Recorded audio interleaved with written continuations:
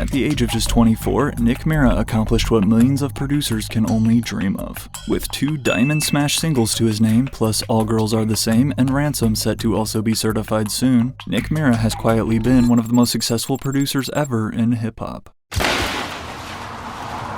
Yes, sir. 1, 2, 3, 4, 5, 6, 7, 8, 9, 10. As the mastermind helping shape Juice WRLD's sound since the very beginning, literally producing double the amount of Juice WRLD songs released compared to any other producer. Thanks to his incredibly impressive past catalog of hits, you would expect Nick Mira to be out here working with the biggest artists in the industry. However, instead, as we're about to see, the exact opposite has happened. And due to his recent disappearance, today fans are left wondering, does Nick Mira even still make music? It has now been 4 years since Nick Mira was last able to land a top 20 hit on the Billboard charts. Known for his melodic, often guitar-focused beats and countless hits over the past 7 years, including dropping the 2nd most streamed song ever on SoundCloud with X and Trippy, and then the biggest release of Juice WRLD's career all before graduating high school. Going to school, I hear people play it in their cars and stuff. They have no idea. And I'm just like, dang, I made that. And I'm like, that's just wild. I'm hearing it on the radio here and there. Again, it's just extremely strange that given his past success, Nick Mira has disappeared from every chart he once dominated. So, what actually happened? Did something secret go down behind the scenes? To be exact, Nick Mira's last Billboard Top 20 hit was back in September of 2020 as he helped co-produce Lemonade, a single featuring Don Toliver, Gunna, and Nav, and released under Internet Money. Internet money, bitch! Now, it's impossible to talk about Nick Mira without also mentioning his partner in crime, Taz Taylor, and Internet Money. A producer himself and now well-connected savvy businessman. After first meeting in 2015 through a Twitter livestream Taz was hosting and realizing they have a ton in common, Nick Mira and Taz Taylor then started spending hours together, killing Call of Duty Zombies on PS4, as well as talking music and making beats. However, it wasn't until a year later in 2016 when Taz proposed an idea that was about to change both of their lives forever. With a clear love and talent for making beats combined with Taz Taylor's knack for networking and the business side of music, despite both of them at the time, quote, making crazy money off YouTube just selling type beats, they both knew they could take things further. So, with the goal to show the world that producers, and really anyone, can make a way for themselves online, hence the name they chose, Nick Mira and Taz Taylor would then co-launch Internet Money in 2016. And it was like, yo, you on the internet, bro, you Internet Money. And I just put Internet Money, and then producers started like... There was like a trend, like internet people started money. saying like hashtag Internet Money. I was like, I'm taking this shit. This is my shit. Nah. Yeah, that's my shit. As Taz describes it, Internet Money is a collective of producers and artists, as well as management company and record label. What began as simply a loose collective of type beat producers on YouTube would quickly grow into an industry powerhouse, helping break multiple major stars and earning more plaques than I have time to sit here and name. Artists that aren't necessarily signed to us, we still have a really big, like, you know, fingerprint on in the hand of developing, like every new artist. Juice WRLD was supposed to be one of the first artists we signed, Taz told XXL. Since the inception of Internet Money, Taz Taylor has always placed a significant emphasis on artist development. There are a lot of artists who are getting signed, but labels don't necessarily care about them, Taz said in 2020. But we take artists and build them up from nothing. We don't care how many followers they have or what they look like. Taz Taylor and Nick Mira have no doubt been very successful developing new artists in the past. But the truth is, artist development is typically a very lengthy process that can take years before you see any results. For this reason, as we'll get into more in a second, today, many fans like to point to Taz Taylor and essentially blame him for holding Nick Mira back from producing hits with established stars. Yeah, the dude's incredible. So I believe that he wants to work with other people. I just believe somebody or something or someone or some entity is holding him back. There's no other way to explain it. However, in order to understand the true reason why Nick has disappeared from almost every mainstream playlist since 2020, and gone ghost on his fans deleting all of his social media accounts, it's important for us to first fully learn the history of Nick Mira and Taz Taylor's relationship. They were like 14 at the time, recalls Taz Taylor, who is 8 years older than fellow Internet Money producers Nick Mira and Side Piece. I was like, F it, I'm going to take these two producers and build a team, and we're going to get placements and take over the internet and do everything together. Back in 2016, it was just some kids with a love for music and massive dreams. Yet, only a year later, those dreams started coming true. I need a manager, reads this tweet in September of 2016 from a Chicago artist who went by the name Juice the Kid, and a producer. Unknown to the world at the time, this random tweet would not only go on to change the lives of Juice the Kid and Nick Mira, but also forever change music as we know it. This tweet would shortly lead to a connection over DM with a producer formerly known as Sidepiece, now working under the name DT. After finding each other on Twitter in 2017, DT was then actually the one who first introduced Juice WRLD to Nick Mira. I met Juice by my homeboy DT, aka Sidepiece. He was on Twitter, he met him. He's like, yo, I found this kid, he's from Chicago. He got like 300 SoundCloud followers, he sounds dope, we should start working with him. Ever since then, we just been sending him stuff. Immediately matching each other's insane work ethic, Nick and Juice instantly hit it off. Not to mention that Nick's beats were the exact sound Juice WRLD was looking for. Growing up, Nick listened to a lot of emo music, hardcore, and hard rock, which then carried over into his own beats, thus making him the perfect producer for the pop-punk-loving Juice WRLD. Basically all thanks to the legendary video game Guitar Hero. I feel like what got me into music, to be honest, is Guitar Hero. Like, as a kid, I was always playing video games. I don't know who in my family decided to buy Guitar Hero, but somebody bought it. And then we just started playing it all the time, me and my brother, and we got into, like, rock music that way. Yeah, then I found out what FL Studio was, and I'm like, all right, this looks like the lit thing to, like, make beats on. So I was like, bet, I'm gonna get it. Nowadays, when it comes to a hot new artist, a lot of fans like to claim that they were there supporting them since the very beginning. However, in the case of Nick Mira, for Juice WRLD, he really was. Prior to becoming the superstar he was, released in June of 2017 came Juice WRLD's first ever project, the 999 EP, which sees production entirely handled by both Nick Mira and DT, with Nick responsible for producing 5 of the 8 tracks to be exact. Included on this debut EP at track number 2 is Lucid Dreams. As crazy as this sounds, Nick Mira produced the now 11-time platinum beat for Lucid Dreams when he was only a sophomore in high school. And in fact, it was one of his classes that inspired it. It was my sophomore year of high school, and we had this movie class where we watched movies and analyzed them, says Nick. We were watching this movie called Leon the Professional, and at the end of the movie, it plays Sting's song, Shape of My Heart.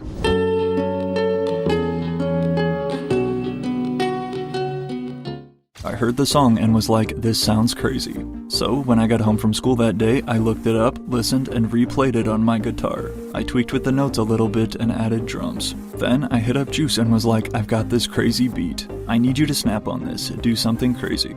Seeing as Lucid Dreams is now one of the most streamed songs in Spotify history and has amassed over 1 billion views on YouTube alone, Juice WRLD indeed did something crazy. I remember I had the group chat, I texted it to him like, yo, this is crazy. The next day or 2 days after, he sent it back, and I was like, this is alright. I was like, cool. And then like after a week passed, I started playing it like crazy. I was like, this is insane. Then we uploaded it, and now it's #1 on SoundCloud. What began as a beat file named NM Lucid 84 BPM and featuring an interpolation of Sting's 1993 hit Shape of My Heart. Although, as we'll see in a second, this would later lead to controversy and even a lawsuit for Nick Mira and Juice. The truth is though, to the mainstream casual listener, they have no idea that Nick Mira produced Lucid Dreams. Now, this is a problem that many producers face, and I guess honestly comes with being a producer, unless you're someone like Metro Boomin or Mike Will Made It, who lists their name as a feature in the title. But today, in order to try and combat this, we now hear almost every producer include a memorable tag at the front of their beats. For example, take a listen to a few of the most iconic. Again, these tags let fans know they worked on a song, establishing a producer's name and brand. If young Metro don't trust you, I'm gonna shoot you. What's that on that beat, ho? Weezy out of here. Wake up, filthy. In Juice WRLD's diamond hit Lucid Dreams, though, you do not hear a Nick Mira tag anywhere throughout. Instead, you do, however, hear this at the beginning.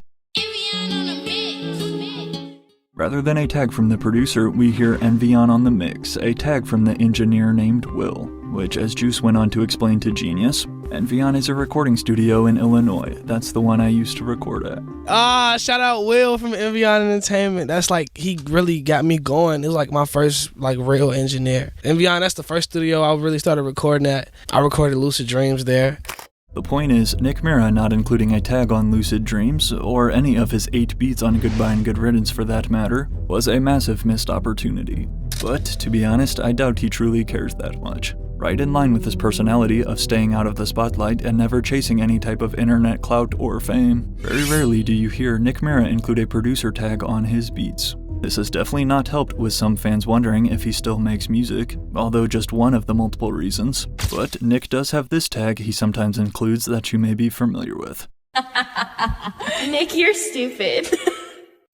Regardless of not having Nick's tag though, Lucid Dreams was still an absolute smash, and Nick Mira still made an absolute bag for producing it. But not at first. Aside from God's Plan by Drake, Lucid Dreams would go down as one of the biggest rap songs of 2018, which was strange because, as I mentioned, the song first released on SoundCloud a year prior. So despite already having released Lucid Dreams to only a few thousand initial streams, it was instead with a different rising talent that Nick Mira landed his first certified hit in 2017, landing a writing credit in addition to co-producing alongside Taz Taylor and Dex Duncan. At the age of just 17 years old, Nick Mira would watch the release of his now second diamond record, Love by XXXTentacion and Trippie Redd. It came out on my 17th birthday. Yeah, I was in high school. It was the album on my 17th birthday. I heard a little snippet early on YouTube. It was Trippie and X walking out of the car. And then I heard the beat and I was like, oh, wait a minute. I was flipping out in the house. Things got real quick for Nick, who was still living with his parents and attending high school in Virginia. However, despite producing what would become 2 diamond singles in one single year, the scary part was Nick was just getting started. The following year of 2018 saw the release of Juice WRLD's critically acclaimed debut album, Goodbye and Good Riddance. At an original total of 15 tracks long, Nick Mira once again had his hands all over the production, landing credits on 8 of the 15 songs. Lucid Dreams, Lean With Me, Candles, I'll Be Fine, I'm Still, Used To, and Hurt Me were all assisted by 18-year-old Nick Mira, as well as one other song we can't forget, originally titled NM Maker 162 BPM on his computer, before being turned into yet another soon-to-be Diamond Juice WRLD classic, All Girls Are the Same. I texted this beat to Juice. 2 days later, he was on Periscope. He had maybe 50 people in there. We were just watching him make the song live. Hard liquor, hard truth, can't swallow, need a bartender. Put me out my sorrow. Wake up the next day in the Monte Carlo with a new woman. Juice WRLD and Nick Mira were literally making history out of their bedrooms. However, despite helping shape the sound and style of one of the hottest emerging new artists, of course with all of their success also came controversy. Sting and his whole team, reads this since-deleted tweet from Nick in late 2018, after taking 85% of Lucid Dreams for interpolating Shape of My Heart, not even sampling, he threatened to take us to court for trying to even get any percentage. Sting also flexed stealing our money and said it put his grandkids through college. Although Nick again previously claimed he had remade that 1993 Sting guitar riff himself and put his own tweaks on it, despite the legendary rock artist Sting initially praising Lucid Dreams, saying, Are you familiar with Lucid Dreams? Of course I am, from Juice WRLD, and what are your thoughts on that song? I love that version. I mean, that song's been covered easily 50 times, maybe more, but that's probably my favorite. As the song began shooting up the top of the charts though, Nick Mira and Juice WRLD were threatened with a lawsuit from Sting. The royalties from Lucid Dreams will put my grandkids through college, jokes Sting in a 2018 interview with Billboard. This obviously upset Nick Mira, who went on to rant about how Sting took 85% of their song, robbing them and then rubbing it in. However, Juice WRLD was not nearly as angry. Lost millions, made millions, Juice tweeted in the aftermath. The song impacted too many people in a good way to be upset over it. There's always more money to be made, and I will make it. You say the royalties from that song gonna be paying grandkids titles to it, I bet. That's some shit, Sting. Shout out Sting, that's a goat right there. But yet, the controversy did not stop there. A few months later, Juice WRLD and Nick Mira were hit with another lawsuit, this time from a 16-year-old in Colorado. According to documents obtained by TMZ, this teen rapper, who nobody knows by the name of Fly JXY, came forward claiming that the producers of Lean With Me, which would be solely Nick Mira, had copied the beat and foundation of his song Ice without permission. Here's a quick snippet. And up in the Rari and do the dash. Look into the rear view, 5 on ass. Pull up the Mac 11 and we gonna. I apologize for making you guys have to listen to that. This actually sounds like Lean With Me if you put both of the songs' volume to 0, the top comment jokes. But, once again, Nick Mira was quick to shut down this kid, who, quote, filed the lawsuit in partnership with his parents. I created the Lean With Me beat from scratch, issued Nick in a statement to Complex. I played the guitar live, programmed the drums, and sent the beat to Juice to record, just like how we always do. And if anyone has any doubts that I didn't create the beat from scratch, I made a video on our Internet Money YouTube channel breaking it down. Alright, so first off, the main element in this beat is this guitar sample that I created from scratch myself. I recorded on my guitar in my bedroom. The lies people tell, quote tweeted Juice WRLD in regards to the situation. But combined with multiple lawsuits thrown their way, 2018 was also when we saw the emergence of Nick Mira haters on the internet, beginning to type comments you often still see today, like his beats being extra generic or too repetitive. Nick Mira makes some of the most cookie-cutter, uninspired beats in the producer game, types one Reddit user. Having mastered FL Studio and the ability to crank out fire beats in a matter of less than 5 minutes on command, since the start of their career, Nick Mira and Taz Taylor have no doubt faced their fair share of online haters who try and discredit them. 5 minutes, let's go. I have no plugins, no anything already preloaded. This is just straight blank template. Let's go. 5 minutes later.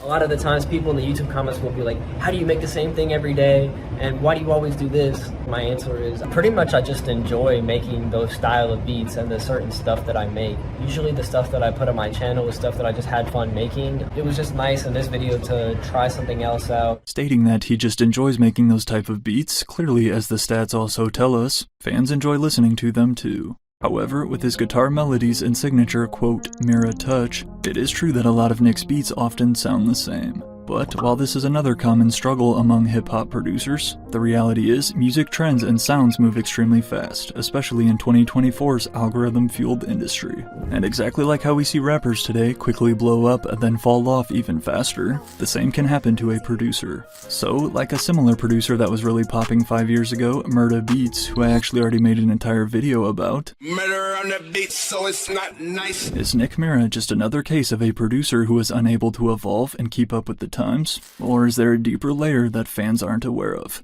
While 2018 was a very up and down year for Nick Mira, the following year was even more of a roller coaster. Now if you ask his mom, his biggest accomplishment in 2019 was graduating from James River High School, but in terms of his music, after moving out of his parents' house and into a Hollywood mansion with the entire Internet Money team, the hits started pouring in for Nick Mira and Taz Taylor. Alright, got you. No, why? Ew, you sicko, dude.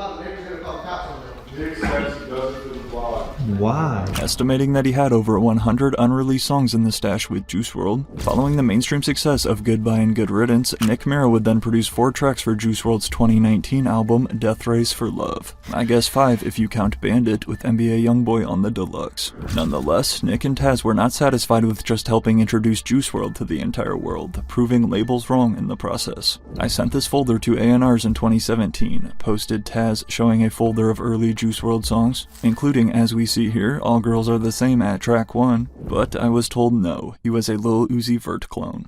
Which Taz and Nick also received the same negative response to another underground artist they found on Twitter in 2019, Lil Tecca. I was one of the first people to believe in Tecca. This is why me and Tecca are so cool. I was like, bruh, you're talented. And I always told everybody day one, I was like, listen, bruh, this kid, he's a star. He's a massive star. Believing in him from the jump, not only did Nick Mira and Taz Taylor both exclusively produce Ransom, Lil Tecca's 8-time platinum SoundCloud classic, but along with producing 5 more beats on his debut album, Internet Money was once again key in the rise of Lil Tecca to the mainstream. Nick Mira was also securing production credits in 2019 with well-established names such as Lil Uzi Vert on That's a Rack, as well as Post Malone, Young Thug, DaBaby, Trippie Redd, and Ian Dior, another young talent who Internet Money was working with heavily. But right before the year was finished, in October of 2019, Nick and Taz made the decision to sign their entire Internet Money collective to a joint record deal with an LA record label 10K Projects. For those of people that don't know, Elliot is 10K Projects. That is my business partner, and I do artists through 10K Projects with Elliot Grange. With the goal to establish their empire even further, the first official single released under Internet Money was then titled Somebody, featuring vocals from Lil Tecca and A Boogie. Another platinum-certified single with production by Nick and Taz. By this point back in 2019, if you had never heard of Nick Mira and Internet Money, you probably weren't listening to rap music. However, while on one hand, as we just saw, there's no denying his early success and incredible records, on the other hand, though, this has only made Nick's sudden disappearance even more confusing. Unfortunately, one of the most obvious reasons for Nick's hiatus from mainstream hits took place 2 months after signing with 10K Projects, as I think we all remember waking up to this devastating news. This morning, the music world in shock after the sudden death of 21-year-old rapper Juice WRLD. Juice died on Sunday after suffering a medical episode at Chicago's Midway Airport, where he had just landed in a private jet, reportedly collapsing from a seizure as he walked through the airport. Get an ambulance inside the Atlantic. Airport, they got a guy seizuring in here. He died shortly after at the hospital. Nick Mira's closest collaborator and friend, Juice WRLD, had tragically passed away from an overdose on the morning of December 8th, 2019. As Nick called him, quote, one of the best to ever do it in my eyes. Understandably so, this unexpected loss had a huge impact on Nick Mira and his music plans. But as Juice's team later began sorting through his vault full of over 1,000 songs, you would get to hear another 5 Nick Mira-assisted Juice WRLD tracks chosen for the first posthumous album Legends Never Die, including Smile with The Weeknd. To help cope with the tough loss of his good friend though, Nick just continued doing what he knows best, making music nonstop. Aside from a few more random placements such as Drunk Face with MGK and a track for Kodak Black, as 2020 progressed, Nick, Taz, and Internet Money had their sights set on their most ambitious project yet, releasing an Internet Money album. What makes this the time for the Internet Money project? There's a lot of songs that are like really fire and that we love and that fans hear on Instagram Live and that never come out. So by doing this album, this is a way for us to really give back to the fans who support us ever since like the beginning. Released in partnership with 10K Projects, the first ever compilation album full of Internet Money beats would drop in August of 2020, titled Before the Storm. Despite featuring 23 popular rappers and despite Nick Mira credited on 10 songs for production, the majority of fans will agree that this album was pretty mid. Which, after reading these 2 Taz Taylor quotes, that makes perfect sense. We did the whole album in a month, top to bottom, features, beats, everything, said Taz. But the crazy thing that people are going to find out about the album is a lot of these songs are throwaway songs that artists didn't want. Not exactly something I would want to admit, but again, you can honestly tell. Going on to peak at number 10 on Billboard, it is important to note that the album did include the lead single Lemonade, featuring vocals from Don Toliver, Gunna, and Nav. 3 months, it has like 600 million streams or something like that. Like, it's crazy. So one of the biggest songs of the year, and we're just glad it's out and people enjoy it. Going viral thanks to some help from a TikTok dance challenge, the now 4-time platinum hit Lemonade was yet another reminder that Taz Taylor and Nick Mira were capable of making absolute hits. However, Lemonade released in August of 2020, now over 4 years ago. As of this video, Lemonade was the last time that we saw Nick Mira's name listed in the credits of a Billboard Top 20 hit. So, it's time to answer the question, what happened to Nick Mira? Why does it feel like one of the hottest producers just a few years ago suddenly disappeared? Not a whole lot of artist development going on anymore, Taz Taylor tweeted in October of 2024. As I mentioned earlier, one of Taz and Nick's top priorities when it comes to Internet Money and making music in general is to establish artists and not play into any gimmicks the music industry is full of. Thus, in the next move of his planned process, in February of 2021, it was announced that Nick Mira would be branching out and launching his own record label known as Mira Touch. Still in partnership though with 10K Projects and Internet Money. I'm blessed to be able to sign my own producers and artists who I share a vision with and provide guidance to, said Nick of his new label. More importantly, having a label is a big leadership step, and I'm prepared to push the producers, artists, and the youth who I want to see win. Besides a few producers though, the first, and as far as I'm aware only rapper to sign to Nick's label was Dro Kenji in 2021. No stranger to working with Internet Money in the past, but Dro Kenji's album Eat Your Heart Out in 2021 would mark the first official release under Mira Touch. Nick Mira was continuing to push the limits for someone who started as a bedroom producer in Virginia.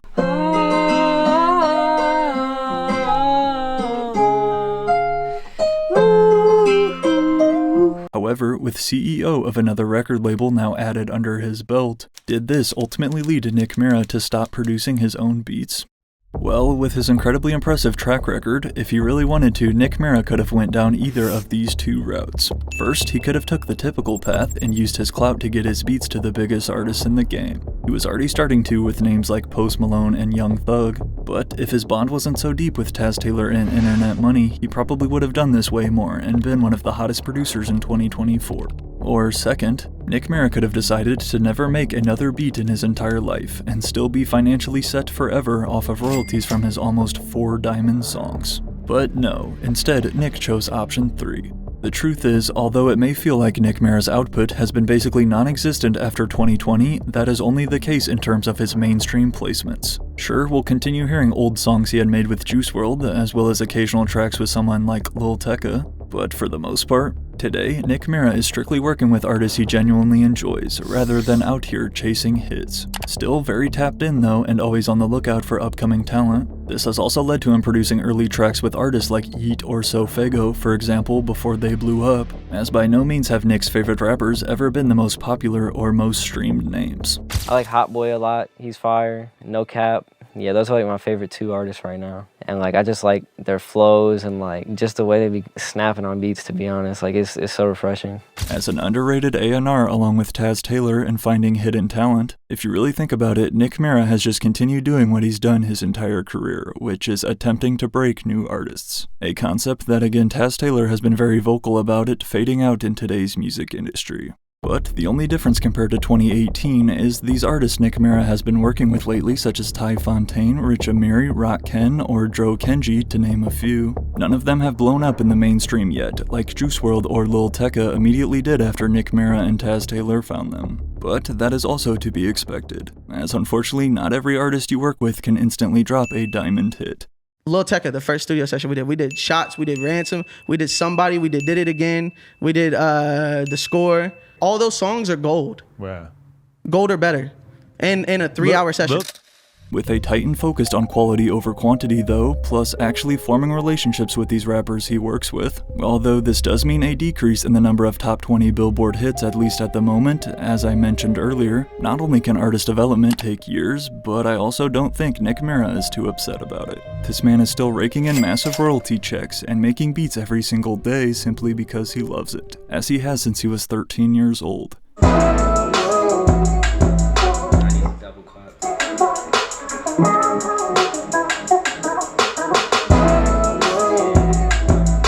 Over the years, Nick Mira has been quietly live streaming his beat-making process and posting countless tutorials and breakdown videos on his YouTube channel. In addition to releasing his own production kit for fans known as the Mira Touch Kit, Nick is a legend, especially in the producer community, for all he's done giving back helping producers around the world, and consistently providing us a raw, uncut look into how he's made some of his biggest hits.